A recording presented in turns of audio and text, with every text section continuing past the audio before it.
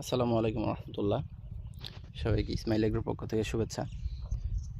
এই হচ্ছে আমার ঘাসের যে জমি, সেটার বর্তমান অবস্থা।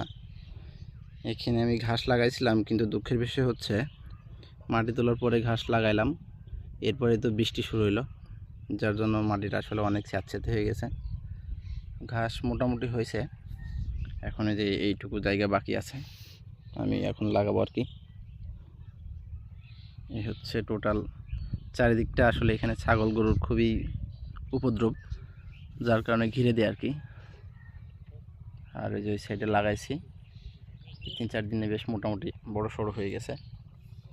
এই যে হচ্ছে বর্তমান ঘাসের আপডেট।